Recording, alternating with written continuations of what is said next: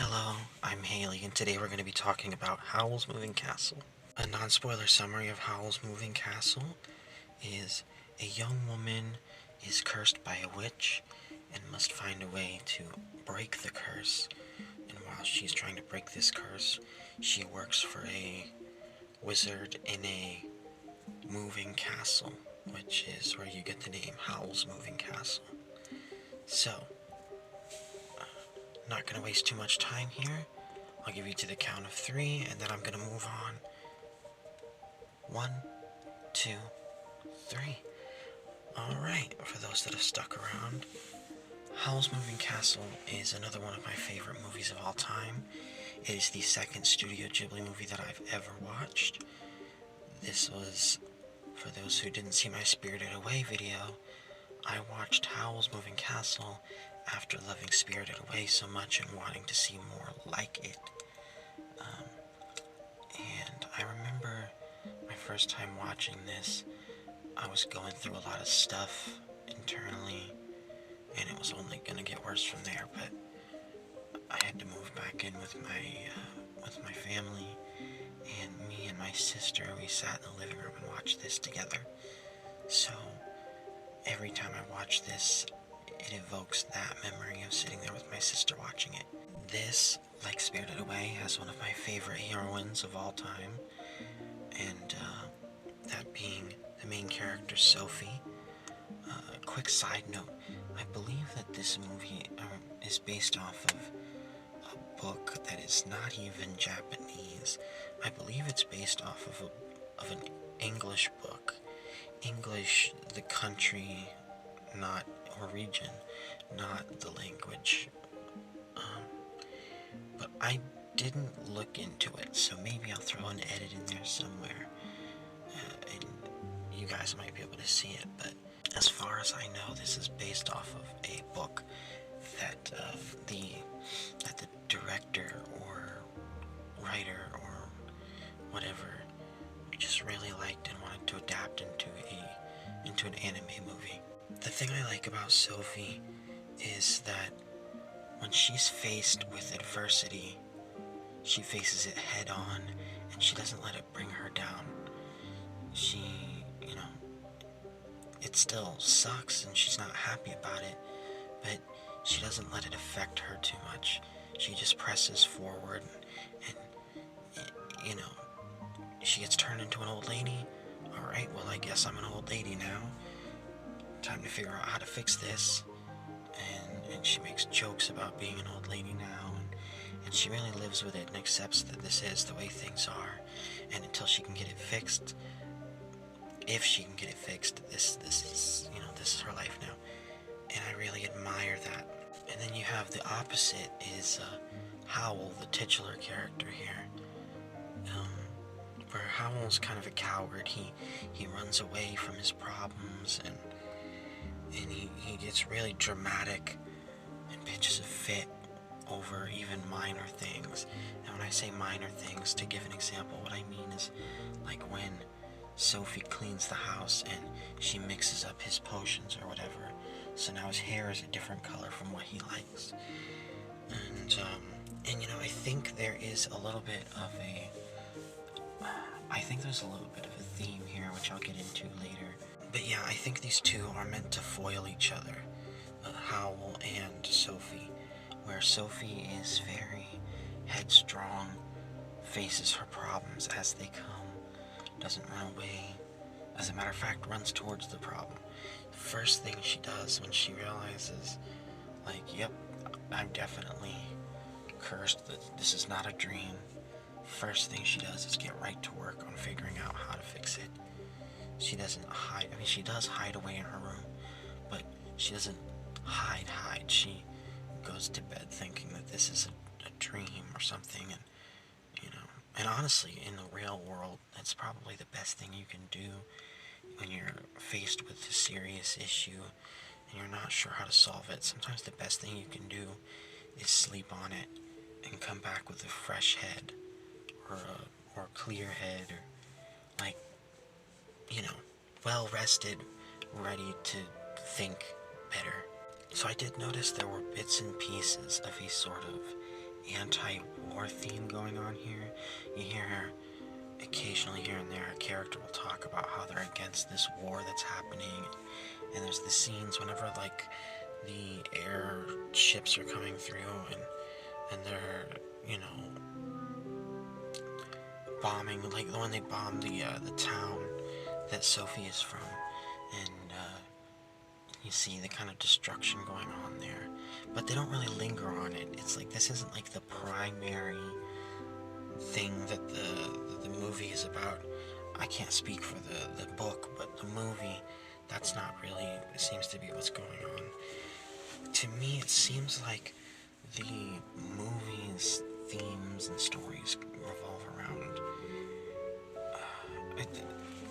and I completely understand if maybe you took something else away from this movie, but I'm gonna tell you, at least on my rewatch here, just right before recording this, what I took from it. I think there's this theme of opening your heart and opening your heart to love. And I'm going to go over some examples.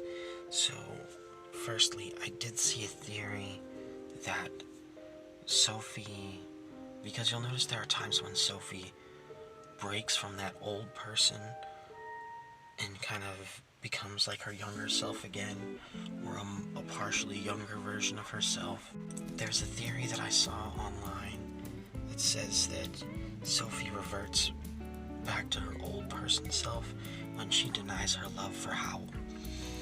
And I thought about that when I was watching, and maybe this has skewed my read on this movie.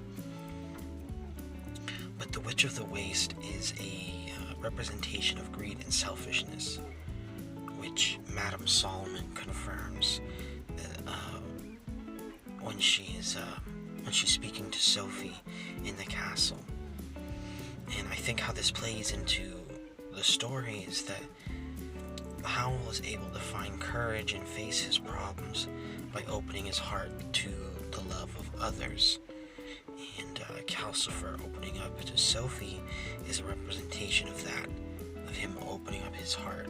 When Calcifer opens up the door to the castle to Sophie, that's a representation of Howl opening his heart to the love of another. Now, it doesn't necessarily mean that this is a romantic love with Sophie, but perhaps just a familial love, like a grandma in the house, or some people have kind of a familial love with, like, if they have a live-in nanny or maid or something. I think that is kind of what's being represented here. And then when the dog and the Witch of the Waste are included into the family, that is just more of, you know, Howl opening up his heart to this familial love. And if you look at the Witch of the Waste, she wanted to keep Howl's heart for herself and was jealous of his interest in Sophie. You saw at the beginning of the movie with her henchmen, and they see that Howl, you know, is holding on to her, and he swoops her out of that really very creepy situation with the guards at the beginning of the movie, which, if we take a second to talk about that was so, like, the older I get, the more unsettling and creepy that is to think about. Sophie was just walking around town minding her own business, and these guards are like, oh, you're coming with us, right? You're thirsty, right? No. That was so weird. And then you have Howl is kind of like, you know, when you're in a public place and a creepy guy comes up to talk to you, and somebody comes up, like either a guy being like, oh, blah blah blah, or another girl being like, oh my gosh, are you ready to go? Like, that was Howl in that moment. Howl was like, oh yeah, you know, who's this? Oh, so gross, so creepy and gross. Thankfully, that is a scene that was only lingered on for all of what, like a minute, 2 minutes? Ugh. Gross. But anyway, so then he pulls her away from that, and I think the Witch of the Waste's henchman seeing that is the Witch of the Waste taking that is like, oh, here's another woman that he's interested in. And speaking of which, if we can just for a moment, I think Howl is meant to be portrayed as sort of a womanizer in the beginning. Howl is seeking out these women's hearts because he's not opening himself up to them. It's kind of like when you have somebody who pretends to be somebody that they're not and doesn't show their full selves, so they can't have a fulfilling relationship. So what you get instead is sort of this surface level, like, you might feel good about the image you put out there, but you don't feel good about your true self, your inner self. And I think Howl represents that really well, when you have his true self being that sort of monstrous form, or at least that's kind of what we're led to me, that's what I was led to believe, is that the monstrous sort of bird form thing he has is his, like, his inner self. Maybe not his true self, but definitely the ugly side of himself that he doesn't want people to see. But he allows Sophie to see that once he opens his heart to her. But jumping the gun there, so when the Witch of the Waste sees that sort of interest in her, I believe that is why she curses Sophie to look old and decrepitness, so that he will lose interest in her in the same way that he lost interest. Will lose interest in Sophie in the same way he lost interest in her being the Witch of the Waste. And then Howl didn't want to open his heart, so he sold it in exchange for Calcifer's power. I think that's what the scene where he, I think that's what the reveal where he, he meets Calcifer and exchanges, or gives Calcifer his heart, and that's where Calcifer gets his power from, and by extension, that's where Howl gets his power from, or at least that was my interpretation of it. I think that's what that's meant to represent, is that he's so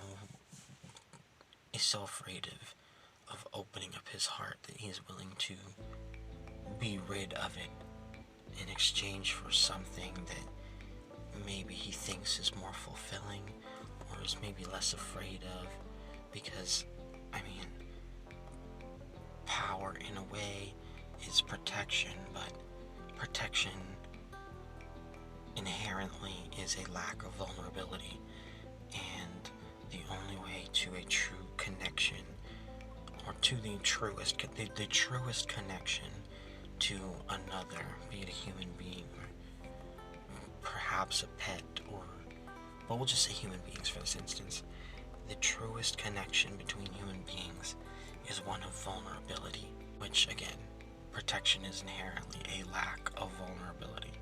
And then just to touch on, sorry, I know this is kind of a quicker review, and it's because there's not as much for me to talk about because this is a movie, and also, frankly, I think my scripting, or not scripting, I think my note-taking process and recording process has kind of gotten a little bit better, to where I think I can probably do less editing. But just to touch on some of the other characters that I haven't touched on yet, because I don't think they're as important, is Markle and Turnip Head. And I think they don't really have any deeper meaning, which is why I haven't mentioned them. But I think Markle is meant to represent familial love, like a cousin, or a son, or a grandson, or something. And I think Turnip Head is meant to represent unrequited love, because obviously at the end of the movie you find out that the curse that Turnip Head was under could only be broken by the kiss of the one he's in love with, or his true love, or something like that. But the thing is Sophie doesn't love him the way that he loves her. And he really moves on quite fast. I mean, one could argue that this ending was kind of rushed because it really does just come down to, oh, the prince is broken of his curse, and then they say, oh, you need to stop this silly war, and he's like, you're absolutely right. That's exactly what I'm gonna do. Anyway, bye. Like, okay, that was anticlimactic. But the rest of the movie is so freaking good that I don't even care. I love Sophie the character so much. So much, in fact, that I have in the past with my partner, we have discussed that if we ever had children, that maybe we might name our firstborn daughter Sophie. Which, you know, we're not there yet. That is always subject to change. But I say that to say that is how much I absolutely adore and admire this character. Which, that said, what are my personal thoughts and opinions on these characters? Sophie, love her. Howl, great. Writing wise. Person wise, I don't care about him that much. Like he's not somebody I'd probably like in real life. Markle, funny. Or fun. Fun and funny? Yeah, fun and funny.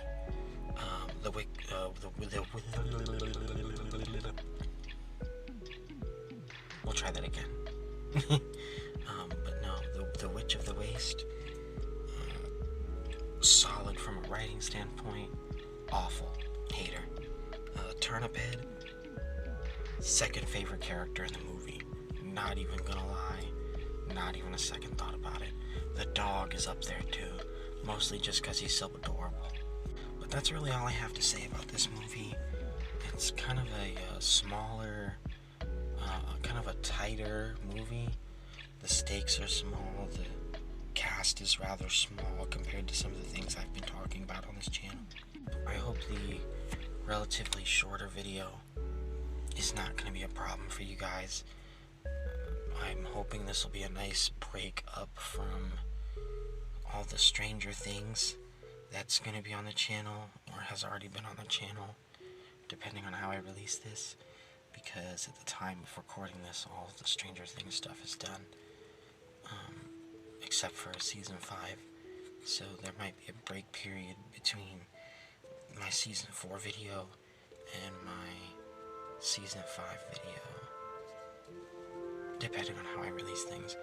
And I'm gonna try to do a little bit more anime to balance out, because I had initially promised some anime content, and all that I've done since then is Spirited Away on this entire channel, and that's because Netflix has a lot of good stuff for me to get into.